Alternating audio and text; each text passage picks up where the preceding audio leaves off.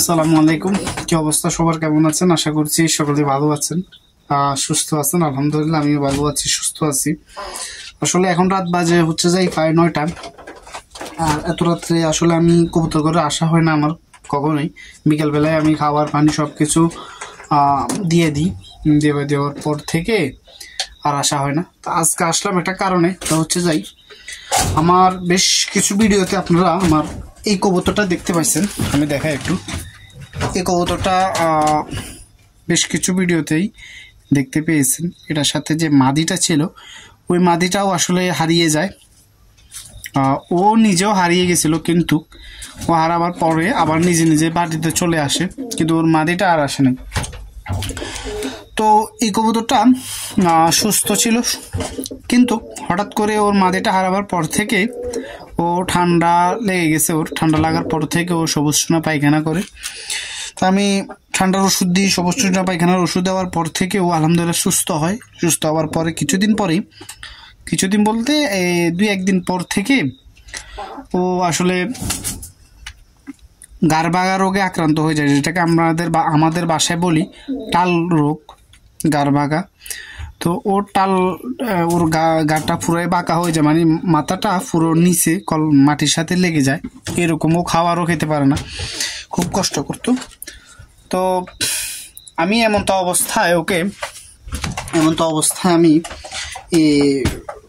AB1, আমার হাতে একটা ওষুধ দেখতে পাচ্ছেন আপনারা, AB1। এই ওষুধটা আমি আসলে তাদেরকে দিই, এবং এই ওষুধটা দেওয়ার পরে এখানে 10টা ওষুধ থাকে। আমি এক পাতা ওষুধ, মানে 10টা ওষুধ খাওয়াইছি প্রতিদিন একটা করে, মানে 10 দিন খাওয়াইছি। 10 দিন খাওয়ার পর থেকে আলহামদুলিল্লাহ খুব ভালো একটা রেজাল্ট। আপনারা ফিটটিকে আমি দেখাই একটু। ও কিন্তু আগে মাথাটা পুরো মাটির সাথে লেগে থাকতো, কিন্তু খাবারও খেতে পারতো না। এখন আলহামদুলিল্লাহ অনেকটাই সুস্থ, খাবার খেতে পারে, উঠতে পারে, এবং কি ও দাঁড়াতেও পারে।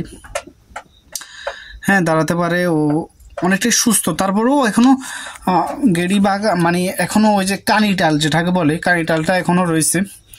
তো ইনশাল্লাহ আমি নতুন এই পাতাটা নিয়ে আসছি, এবং কি এই পাতাটা নতুন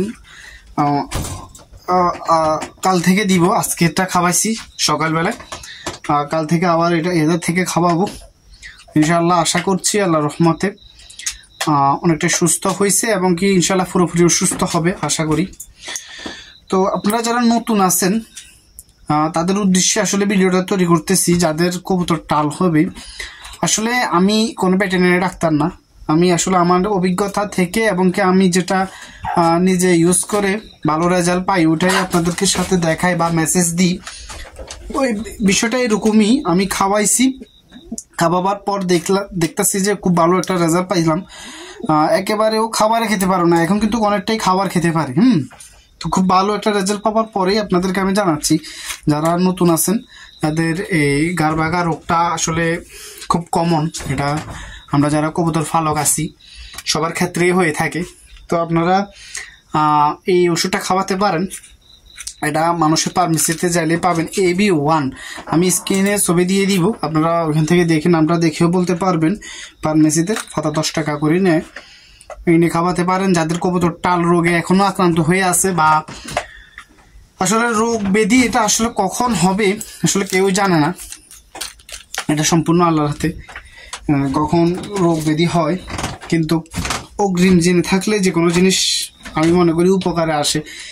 তো সবাই চেষ্টা করবেন এই ওষুধ, যাদের কবুতর এখনো টালে আক্রান্ত হয়ে আছে চেষ্টা করবেন ওষুধটা খাওয়ার জন্য।